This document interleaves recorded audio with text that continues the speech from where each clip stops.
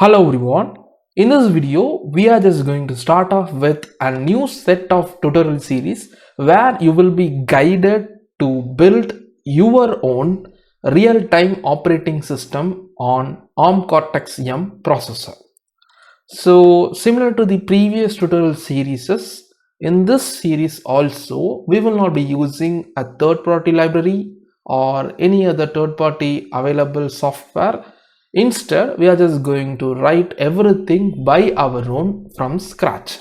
So the main core concept of doing this tutorial series is to understand the RTOS fundamentals.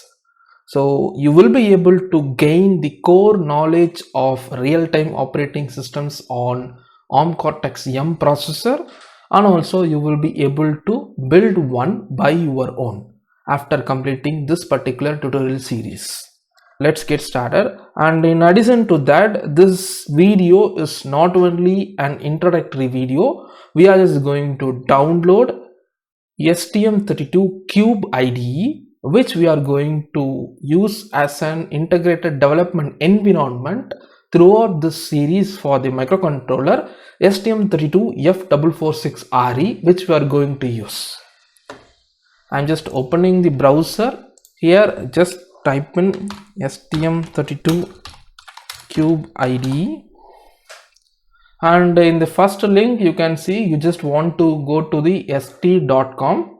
Just open this link and let's wait for a while, and you can see when you scroll down, the STM32 Cube IDE is available for all the OSs available in the PCs. This is for Debian Linux, this is for generic Linux, this is for Mac OS, this is for RPM Linux, and this one is for the Windows operating system, which we are going to download. Just select the latest version in the drop down and select accept. Here there are two ways that you can download this particular IDE. One is you can just create an account for myst.com and then you can download, else you can download as a guest. I am just giving download as a guest. Here you just want to fill in the name, email ID and everything, and then click on this particular get link to download. You will get a particular link in your email ID so that you can download this software. And there is one more concern raised by many people while downloading this STM32 Cube IDE, that is they are being stuck in a loop inside the myst.com. So they were not able to download, many people were not able to download. To solve that, you can just use a mobile phone instead of PC. I think there is a little bug in the official website of st.com.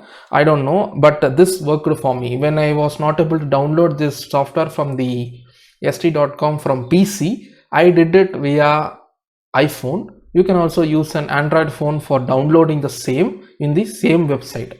The process of downloading the software remains same irrespective of the device that you are downloading, whether from PC or from phone. Once you download from the phone, you can transfer the file to the PC and then you can install it. That's it. Now you can see I have downloaded CubeMX and Cube IDE. So this CubeMX is not required as of now. We are just going to download, or we are just going to write everything from scratch. This is actually a code generator for STM32 microcontrollers, but we don't actually require it. But if you want, just install and keep it.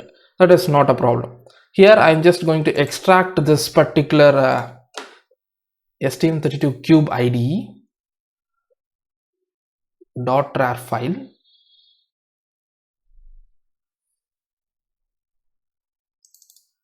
You can see this is a standalone installer. Just double click on this for installing this. Just give yes right over here.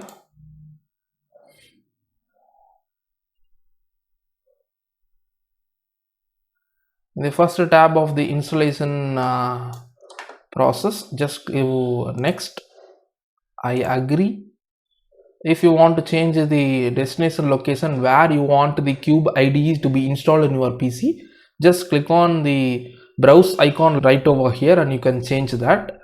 I don't want to change this. I'm just going to click on next. I want the software to be installed inside the STM32 cube IDE folder. And here one more thing is, it is prompting you to install the ST-Link drivers and Segar J-Link drivers. So if you want both, you can just select both. If you don't want Segar J-Link drivers, this Segar J-Link drivers is useful for downloading the software onto the STM32 series microcontroller via J-Link. But often we are using ST-Link circuit for downloading the flash onto the microcontroller when you are using a nuclear development board or anything like that. If you are using a custom made board, you will be using the J-Link or ST-Link. So in our case, or in my case also, I don't want the J-Link drivers, so I'm just checking only the ST-Link drivers. This is mandatory. Just click on this and click on install. Now the installation process is going on. Let's wait till the end until the STM32 cube IDE, integrated development environment for the microcontroller that we are going to use throughout this series, is installed on our PC.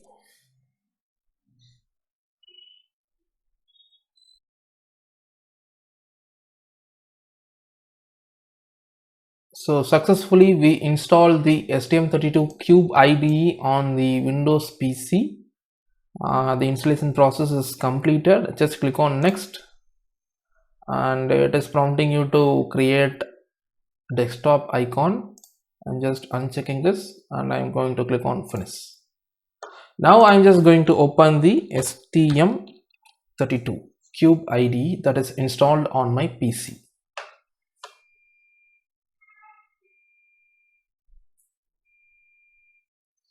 In the first prompt, when you open this cube IDE, it will open this particular launcher, and this launcher will request you for a location where the project needs to be stored.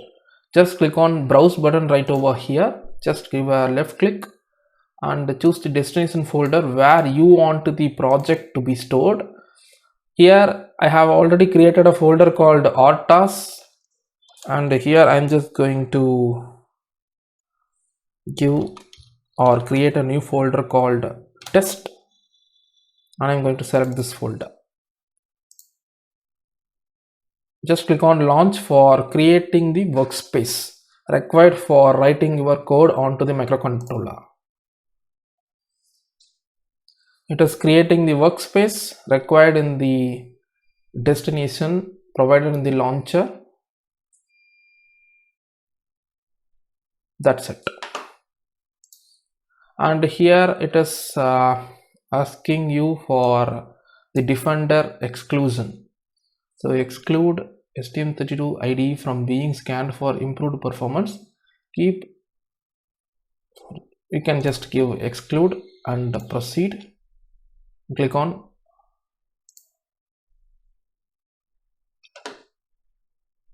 OK.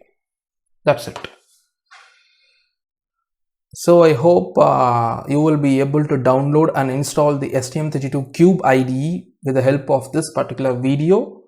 And I'm not going to give an overview of this particular course and take your time with that in this particular video. Just consider this as the starting point or the starting video for this particular tutorial series of RTOS running in Cortex-M processor.